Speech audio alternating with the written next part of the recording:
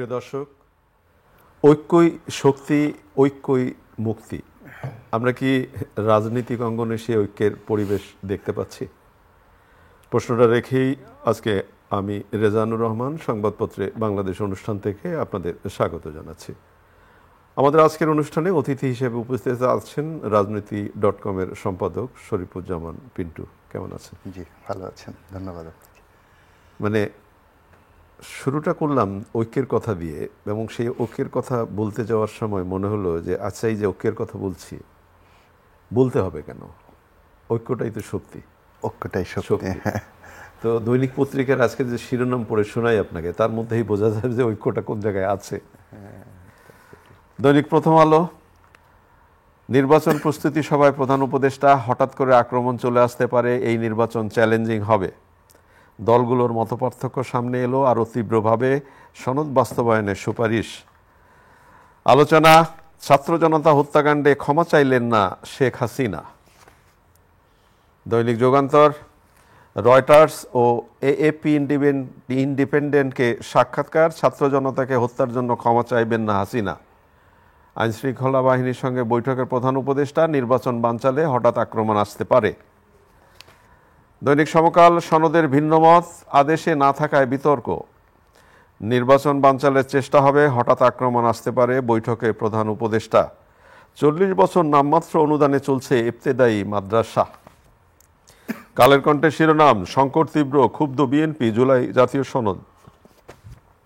দৈনিক ইত্তেফাক, ঐক্যমত্য কমিশনের বিরুদ্ধে বিএনপির ক্ষোভ, নির্বাচন বানচালের যে কোনো ষড়যন্ত্র মোকাবেলা করা হবে, প্রধান উপদেষ্টা।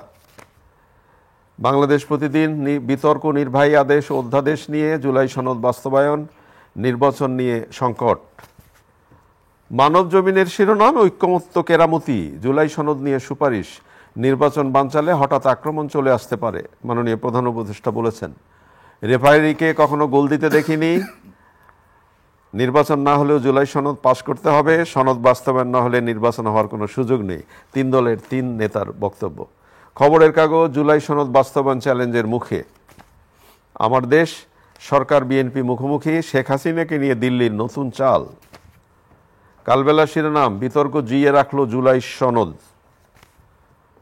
দৈনিক দিনকাল, ডিসেম্বরের প্রথম সপ্তাহে জাতীয় নির্বাচনের তারিখ ঘোষণা। দৈনিক সময়ের আলো, নির্বাচনের দিনক্ষণে কি সনদ নিয়ে অনৈক্যের প্রভাব পড়বে? রূপালী বাংলাদেশ, ঐক্যমত্যের সুপারিশে হতাশা, বাড়ল অনৈক্য, মিথ্যা তথ্যে জুলাই যোদ্ধা, গেজেট বাতিল 128 জনের।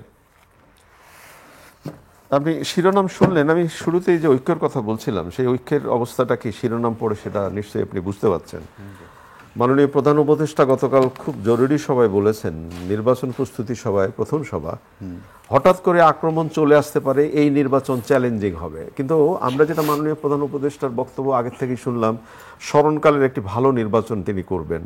তাহলে এই যে হঠাৎ করে আক্রমণ চলে আসতে পারে, এই নির্বাচন চ্যালেঞ্জিং হতে পারে, কারা আক্রমণ করবে?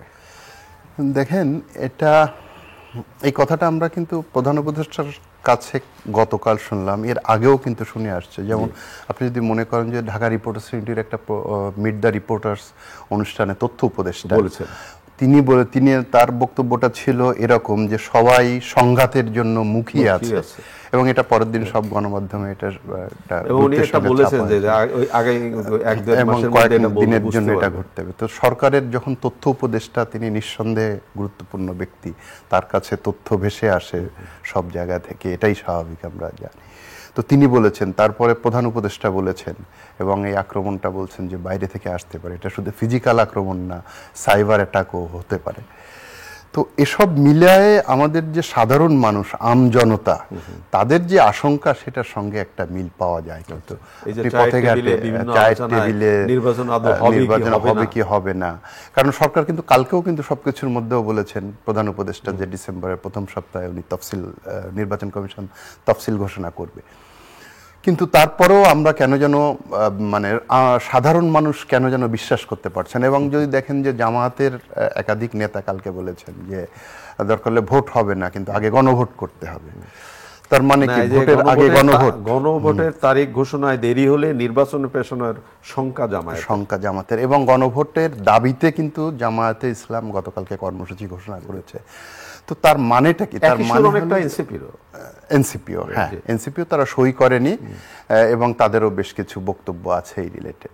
তো দেখেন যে এই রাজনৈতিক ঘটনা প্রভাব, এবং এর মধ্যে সবচেয়ে গুরুত্বপূর্ণ হলো জুলাই জাতীয় সনদ, যেটা জাতীয় ঐকমত্য কমিশন যেটা চূড়ান্ত করলো, এবং কালকে বলা যায় যে এক অর্থে এটা ক্লোজ হলো, এবং আগামীকালকে অর্থাৎ 31 তারিখে ঐকমত্য কমিশনের মেয়াদ শেষ হয়ে যাবে। তো এর মধ্যে গতকালকে যে দাবি, যে বক্তব্যটা এসেছে যে বাংলাদেশের অন্যতম রাজনৈতিক দল যাদেরকে ধরে নেওয়া হয় যে তারা হয়তো বা ক্ষমতায় আসছে, তো তার সেই দলের মহাসচিব বলেছেন যে জাতীয় ঐকমত্য কমিশন প্রতারণা করেছে রাজনৈতিক দলের সঙ্গে এবং জনগণের সঙ্গে।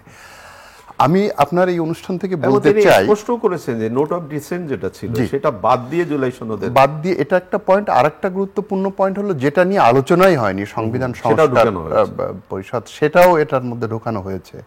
তো এটা খুব স্পর্শকাতর একটা ইস্যুতে পরিণত হয়েছে, এবং আমরা এতদিন ধরে গত 8 মাস 9 মাস ধরে অপেক্ষা করছি যে ঠিক আছে একটা ঐক্য আসছে, এবং ঐকমত্য কমিশনও চেষ্টা করেছে, সেটা দৃশ্যমান ছিল। রাজনৈতিক দলগুলো সর্বতোভাবে সহযোগিতা করেছে, আমি বলবো যে তারা, যদিও শেষ পর্যন্ত 5টি রাজনৈতিক দল এখানে সই করেনি, সিপিবি এনসিপি সহ 5টি রাজনৈতিক দল, তারপরেও আমরা ধরে নিয়েছিলাম ঠিক আছে একটা জায়গায় অন্তত আমরা যেতে পারছি। কিন্তু কালকে যে অভিযোগ, আপনার এই অনুষ্ঠান থেকে আমার প্রত্যাশা থাকবে অবশ্যই জাতীয় ঐকমত্য কমিশনকে এই প্রশ্নের, এই অভিযোগের জবাব দিয়ে যাওয়া উচিত যে আসলে তারা এই কাজটি ঠিক করেছেন কি করেননি, বা তাদের কি যুক্তি ছিল। যেটা আপনি বললেন যে বিএনপি যে অভিযোগটা তুলেছে সেই অভিযোগের সত্যতা কত, অবশ্যই প্রধান দল হিসেবে তার এই বক্তব্য, এবং এটা কোনো লুকোচুরির বক্তব্য না, ওপেন।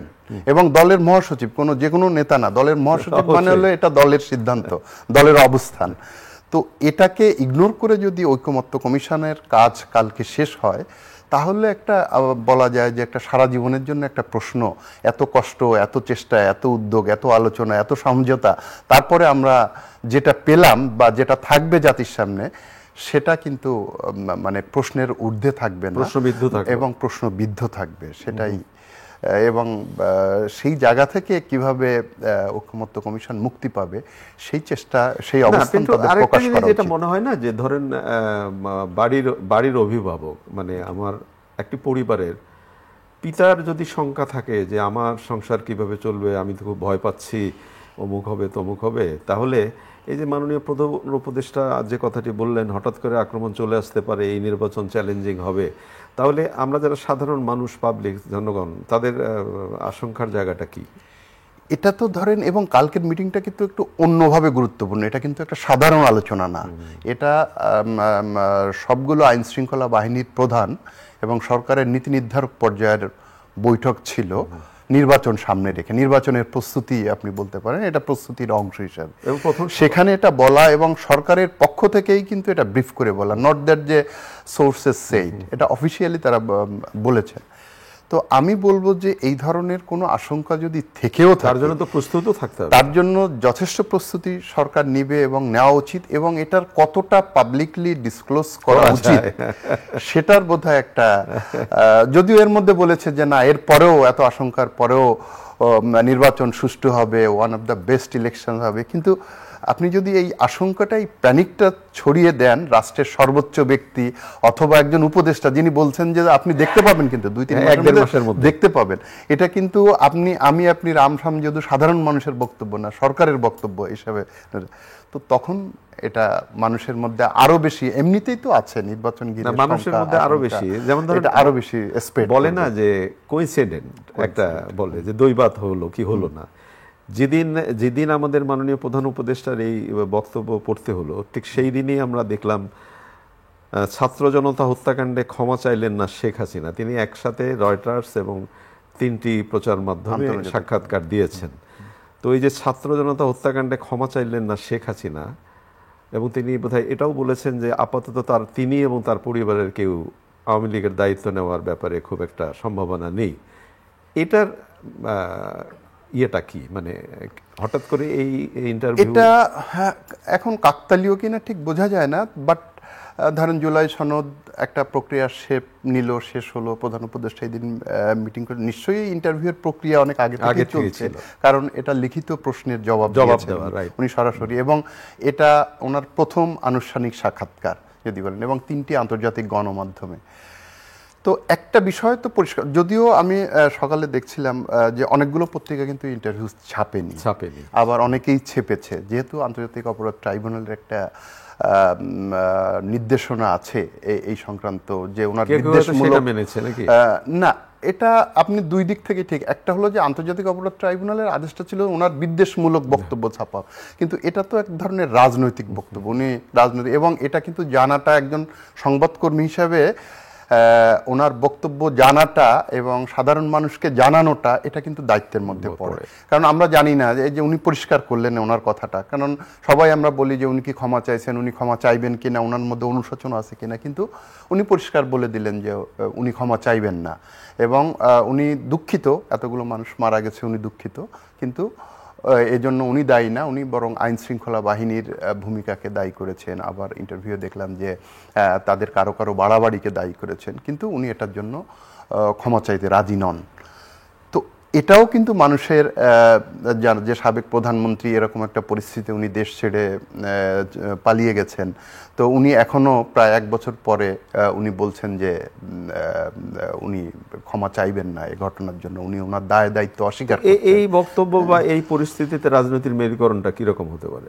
এটা, এই বার্তাটা কালকে আপনি প্রধান উপদেষ্টার বক্তব্য যদি ধরেন, কারণ আওয়ামী লীগ তো সারা দেশে এটা একটা সংগঠন, গ্রাসরুট লেভেলে তার একটা কর্মসূচি আছে, তো সেও, এবং মাঝে মধ্যে তারা কিন্তু ওই ঝটিকা মিছিল করছে, তাদেরকে অ্যারেস্ট করা হচ্ছে, তাদের কার্যক্রম যেহেতু নিষিদ্ধ, আইন শৃঙ্খলা বাহিনী অ্যারেস্ট করছে, কিন্তু এটা তো থেমে যাবে না, এটা বাড়তে থাকবে, এবং সরকারও জানে, আইন শৃঙ্খলা বাহিনীও জানে, এবং যখন একটা নির্বাচন, এবং প্রধান উপদেষ্টার কথার সিগন্যালটা কিন্তু বাইরে থেকে, হ্যাঁ, বাইরে থেকে হবে, অতএব এই আক্রমণ, এবং সেটা সাইবার আক্রমণ, ফিজিক্যাল আক্রমণ, সব রকম আক্রমণ, তো তারা তো একদম উড়িয়ে দেওয়ার মতো শক্তি না, আওয়ামী লীগ উড়িয়ে দেওয়ার মতো শক্তি না। কিন্তু আমরা একটা জিনিস, যেটা দেশের মানুষ যেটা চায়, যে সংঘাত নয়, একটা শান্তি প্রতিষ্ঠা হোক, সেই জায়গাটাই সাধারণ মানুষের কিন্তু চাওয়াটা, ঠিক সেই আশঙ্কাটাই আমরা করছি, যে সেই পরিস্থিতিটা আশঙ্কা। এবং আপনি শুরুতে যেটা বলছিলেন, আমরা তো ঐক্যের জায়গায় যেতে পারলাম না। এখন দেখেন যে বিএনপি এবং জামাতের মধ্যে যে অবস্থান,